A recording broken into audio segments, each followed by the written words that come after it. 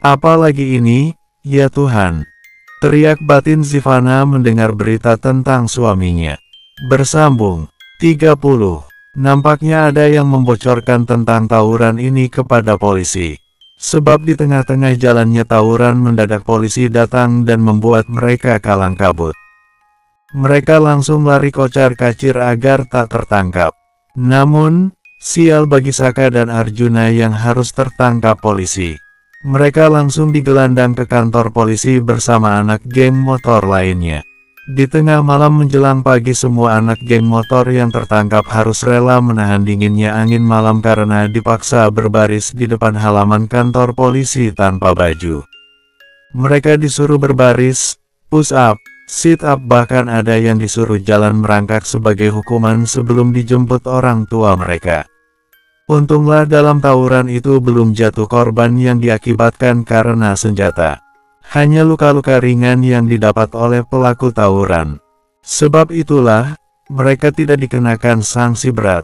Bagas, Winda, dan Zivana tiba di kantor polisi. Di saat yang bersamaan, Winda melihat seseorang yang ia kenali. "Mas, itu bukannya Mas Pras?" Winda menepuk lengan suaminya. Bagas mencari sosok yang Winda maksud. Begitupun Zivana meski ia tidak tahu siapa orang yang mama mertuanya sebut. "Mungkin," jawab Bagas setelah menemukan pria yang istrinya sebut. "Boleh aku tanya ada apa dia kemari, Mas?" "Aku takut." Winda tak melanjutkan ucapannya. "Aku temani," jawab Bagas. Winda menggandeng tangan suaminya untuk menghampiri pria bernama Pras. Sementara Zivana mengekor di belakang mertuanya. "Mas Pras," panggil Winda, membuat sosok bernama Pras berhenti untuk tahu siapa yang tengah memanggilnya. "Mas, ada urusan apa malam-malam begini ke kantor polisi?" "Juna baik-baik saja, kan, Mas?" tanya Winda ketika mereka sudah berhadapan. Pria bernama Pras tidak langsung menjawab. Ia justru menatap sinis pada Winda yang tengah menggandeng Bagas. Juga menatap Zivana yang berdiri di belakang mereka. Kemudian tanpa menjawab pertanyaan Winda, pria itu berlalu begitu saja. Winda dan Bagas hanya bisa menatap punggung Pras yang mendahului mereka masuk ke kantor polisi. Bagas mengusap punggung tangan istrinya untuk membuat istrinya tenang. "Ayo, masuk," ajak Bagas. Di dalam kantor polisi bukan hanya Winda dan Bagas yang kaget tapi juga Zivana. Sebab selain Saka ada juga Arjuna yang kini sedang berbicara dengan pria yang tadi disebut mama mertuanya. "Mas, Arjuna dan Saka," ujar Winda pada Bagas. "Kamu tunggu di sini dulu," pinta Bagas lalu menemui Saka yang sedang bersama polisi. "Arjuna keluar lebih dulu Arjuna," panggil Winda tapi tak diacuhkan oleh pemuda itu. Tatapan Arjuna justru tertuju pada Zivana yang ada di samping Winda. "Juna, ngapain lo di sini? Atau jangan-jangan lo juga terlibat dalam garis bawah garis bawah garis bawah garis bawah?" Zivana tak meneruskan ucapannya. "Lo sendiri, ngapain di sini? Terus, apa hubungan lo dengan garis bawah garis bawah garis bawah garis bawah?" Arjuna melirik Winda. Zivana belum sempat membuka mulut saat tiba-tiba Saka keluar dan mendadak merangkulnya. Lalu dengan sengaja mengecup kepala Zivana. "Ngapain juga lo pengen tahu?" tanya Saka sinis. "Tapi sebaiknya lo tahu sih, biar lo sadar diri. Dia istri gue." Arjuna dibuat tak percaya dengan pengakuan Saka. Ia pun menatap Zivana, mencari penjelasan. Zivana belum bisa menjawab karena Saka tak memberinya kesempatan. Pria itu justru mengajak Zivana pergi. Tinggallah Arjuna dan Winda berdua. Kesempatan itu dipakai Winda untuk mendekati Arjuna. "Juna," panggil Winda lirih. Arjuna menoleh, tapi kemudian pergi begitu saja dengan tatapan marah. "Kita mau kemana? Bukannya lo masih harus nunggu papa?" tanya Zivana. "Ke mobil," jawab Saka sekadarnya. "Hah, lo tunggu di sana aja." Saka mengantar Zivana ke mobil, sementara dirinya kembali masuk untuk melengkapi berkas sebagai syarat agar tidak ditahan. Pasalnya tadi Saka hanya izin ke toilet, tapi malah melihat Arjuna yang menanyakan tentang status Sivana. Tentu Saka terpancing untuk mengumumkan kebenaran. Orang tua Saka juga Arjuna bersedia menjamin anak mereka agar tidak ditahan, juga menjamin jika mereka tidak akan terlibat tawuran lagi. Usai menyelesaikan segala berkas, Saka dan Arjuna diizinkan untuk dibawa pulang. Ketika mereka keluar secara bersamaan, Arjuna menunjukkan sorot tak bersahabat. Ia marah pada Saka juga pada Sivana yang seolah membohonginya dengan menutupi status mereka. Padahal Arjuna sudah menaruh hati pada Sivana sejak pertama kali mereka bertemu. Namun nyatanya Sivana sudah menjadi milik Saka tanpa ia menyadari. "Mas, tunggu sebentar." "Ya." Winda izin pada Bagas untuk bertemu Arjuna lagi. Bagas mengangguk sebagai persetujuan. Winda pun berlari ke arah mobil Pras. "Mas Pras." "Arjuna, tunggu," seru Winda. "Arjuna, bagaimana kabar kamu? Kamu sudah besar?" "Iya," tanya Winda. Jujur wanita itu canggung harus bersikap bagaimana. Ingin memeluk tapi ragu, padahal ia sangat merindukan Arjuna. Arjuna hanya menatap sekilas, pada Wanda selebihnya ia justru memalingkan muka. "Ayo, Pak, kembali." Arjuna mengabaikan Winda. Begitupun dengan Pras. Mereka lebih memilih untuk segera pergi meninggalkan kantor polisi. Winda menatap nanar kepergian mobil Arjuna. Air mata yang sejak tadi ia tahan kini menetes tak terbendung. Dari dalam mobil Sivana melihat apa yang Winda lakukan tapi hanya bisa bertanya dalam hati ada hubungan apa antara mertuanya dengan Arjuna. Bersambung 31. Sivana bangun dengan kepala pening. Sepulang dari kantor polisi ia sempat tidur sebentar karena sejak dari Chicken Jet kemarin ia belum tidur sama sekali. Kalau tidak ingat jika hari ini ada presentasi mungkin Sivana akan memilih bolos saja. Begitu keluar kamar, Saka sudah menunggunya di sofa ruang tengah. Pria itu mungkin tak tidur sejak pulang dari kantor polisi karena setelah sampai rumah tadi, Bagas langsung marahinya habis-habisan. Bahkan sebagai hukuman semua kartu yang menjadi fasilitas Saka diambil. Begitupun uang saku. Bagas mengatakan tak akan memberikannya selama 3 bulan. "Gue antar." "Ya." Saka berdiri, bersiap mengantar Sivana. Sivana menatap Saka yang belum ganti baju apalagi mandi. Tampilan pria itu masih sama saja sejak dijemput di kantor polisi. "Lo nggak ke kampus?" "Gampanglah." Tangan Saka menghalau angin. "Kalau nggak ke kampus, gue pergi sendiri aja," tolak Sivana. "Udah, gue antar." Saka menarik tangan Sivana keluar. Dan benar, sampai di kampus Saka langsung balik. Namun sebelum itu Saka sempat mencuri ciuman di pipi Sivana. "Saka!" teriak Sivana kesal tapi orang yang dimaksud sudah lebih dulu tancap gas. Bukan apa-apa Sivana dicium di tempat umum, hanya saja Sivana takut kalau ada yang melihat sementara belum ada yang tahu tentang status mereka.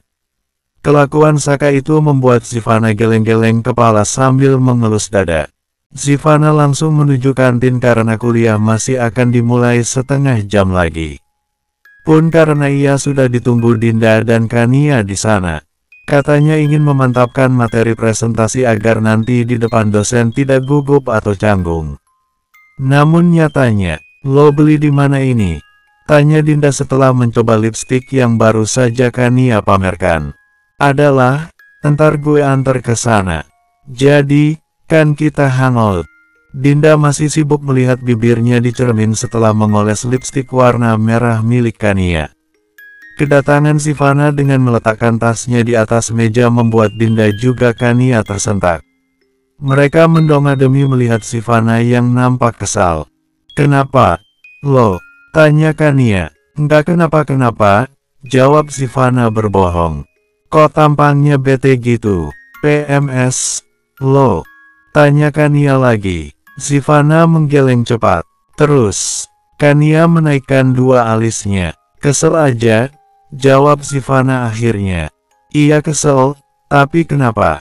sahut Dinda. Sivana menggeleng cepat. Lalu mengalihkan perhatian dua temannya itu dengan bertanya, "Lo udah pelajari presentasinya nanti?" Kania mengangguk, "Tenang aja, semua akan mudah dan kita akan dapatkan nilai yang bagus."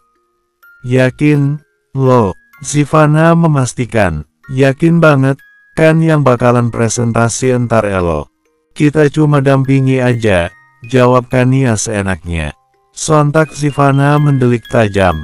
Tugas kali ini memang berkelompok dan Sivana memilih Dinda dan Kania sebagai kelompoknya. Namun ia malah seolah jadi kambing perah. 70% dari tugas, Sivana sendiri yang mengerjakannya. Kini giliran presentasi dua orang temannya itu masih juga meminta Sivana saja yang maju. Dengan alasan Sivana yang paling menguasai materi. "Nggak usah cemberut gitu, ntar pulang kuliah gue ajak hangout. Gue traktir lipstik yang lagi viral," bujuk Kania. "Gue nggak butuh lipstik, gue hanya butuh teman yang waras," pekik Sivana frustasi. Sampai-sampai beberapa mahasiswa yang ada di kantin melihat ke arah meja mereka saking kerasnya Sivana berteriak.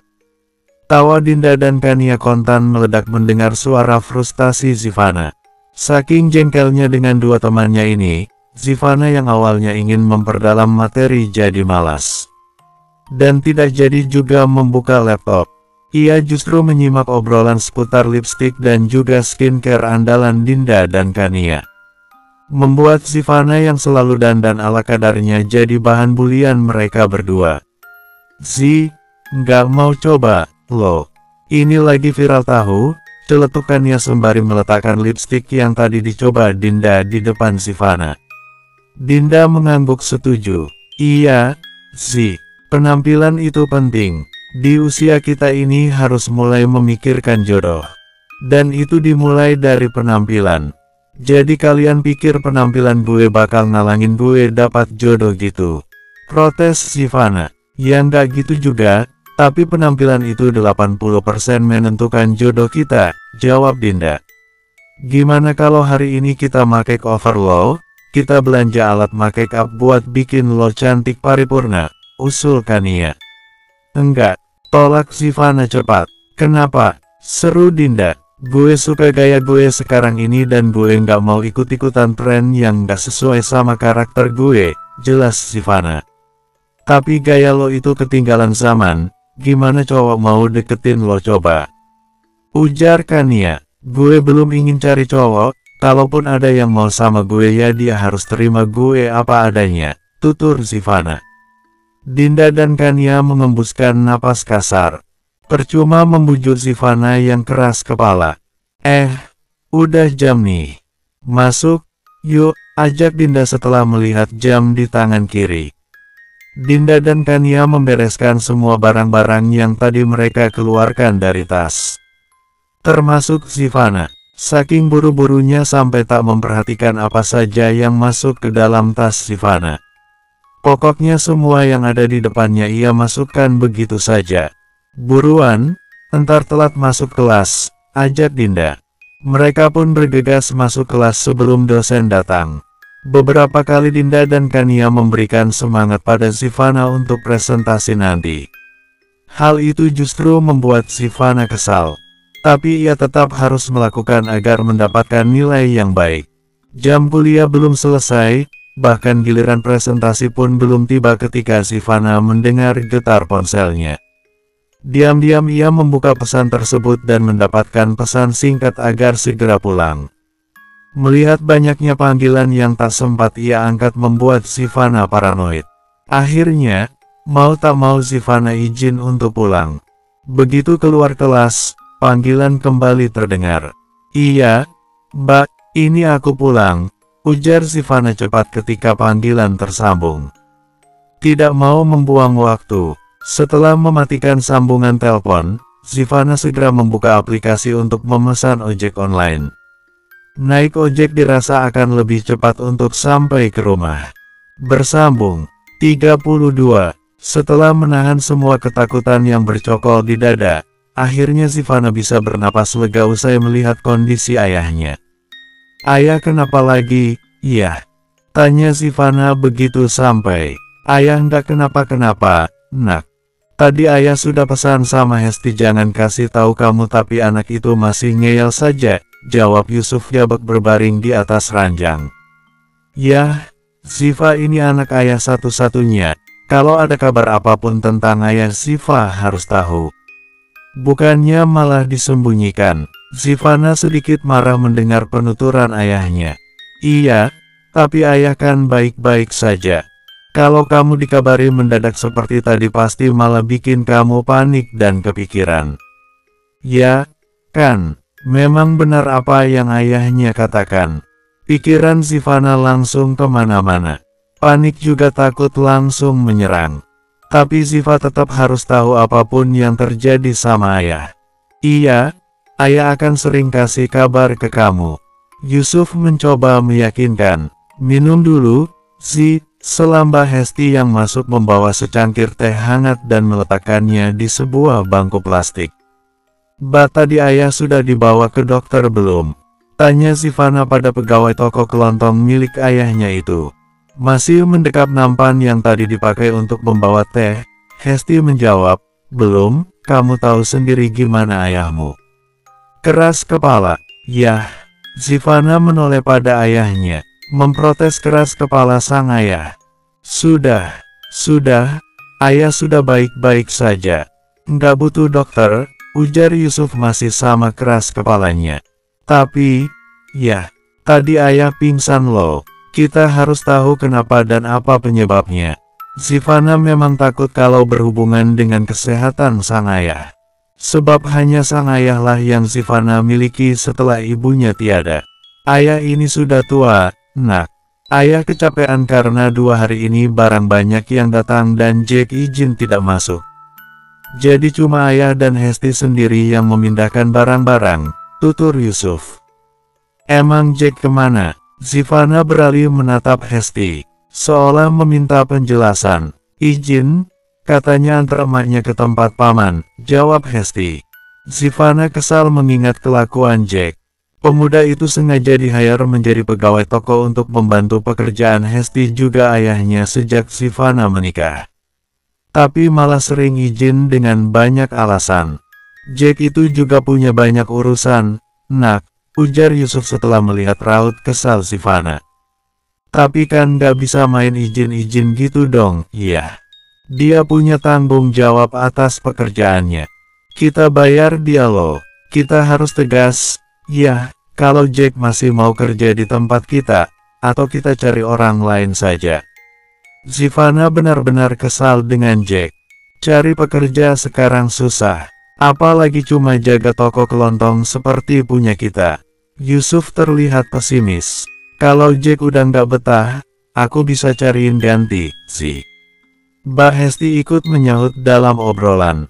Tapi kita harus tanya Jack dulu. Jangan sampai kita justru membuat dia kecewa, ujar Yusuf mengingatkan.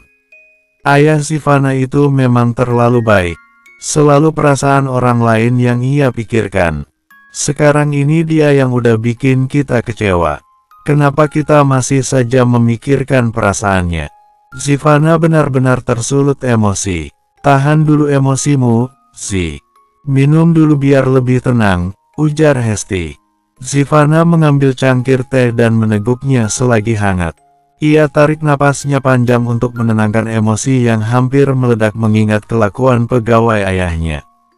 Kalau pemuda itu disiplin ayahnya tidak mungkin akan kecapean sampai pingsan. Kita ke dokter ya, bujuk Zivana usai minum teh. Ia berusaha melupakan tentang Jack sejenak. Ayahnya harus jadi prioritas. Tidak usah. Ayah sudah lebih baik kok. Cuma butuh istirahat, tolak Yusuf. Yah, Yusuf mengusap tangan putrinya. Ayah baik-baik saja. Kembali Yusuf meyakinkan. Ya udah, ayah istirahat lagi aja. Zivana keluar dari kamar Yusuf diikuti oleh Hesti. Ia pun menanyakan beberapa hal pada Hesti tentang apa saja yang ayahnya lakukan selama beberapa hari terakhir. Apa ayah masih suka telat makan, Mbak? Sebenarnya enggak juga, karena setiap tiba jam makan siang aku selalu mengingatkan Pak Yusuf buat makan dan istirahat, tapi memang beberapa hari ini toko ramai terus juga banyak barang yang datang bersamaan, terang Hesti. Zivanna mengangguk paham. Jadi ini tadi toko tutup, Mbak? Iya, aku tutup dulu tokonya setelah ayahmu dibawa pulang oleh Mas Pur. Ini aku mau balik ke toko, masih lumayan kalau buka. Ayah udah makan belum Mbak tadi? Belum sempat makan. Ya udah biar Zivanna masakin buat ayah aja.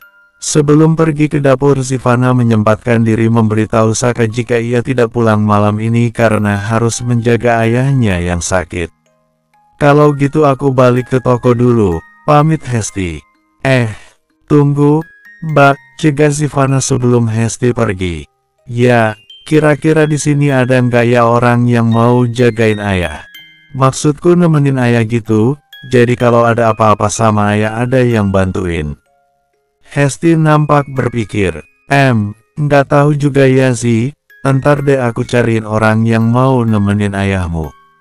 Tolong ya, Mbak, biar ayah nggak sendiri. Takutnya kalau ada kejadian seperti di toko nggak ada yang bantu ayah. Zivanna khawatir kejadian yang sama terulang. Lebih takut jika kejadian itu di rumah sementara ayahnya tinggal sendirian. Iya, nanti aku usahakan cari. Hesti mengerti kekhawatiran Zivanna. Ia pun segera pamit untuk kembali membuka toko.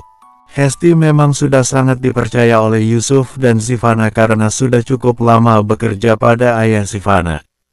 Sementara Zivanna langsung ke dapur untuk masak. Tepat di saat masakan Zivanna matang, ayahnya bangun.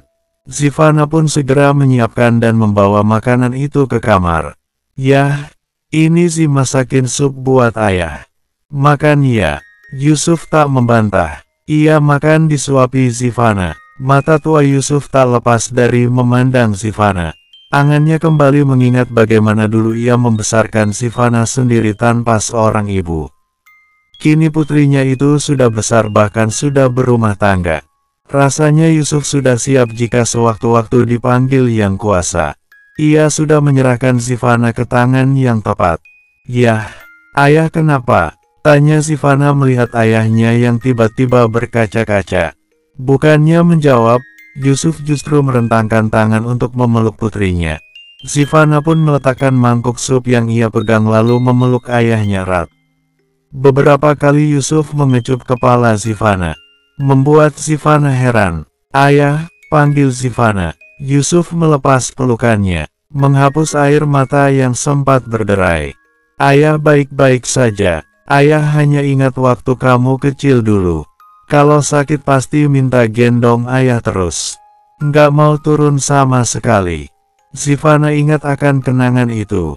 Sekarang kamu sudah sebesar ini, sudah bisa masak buat ayah.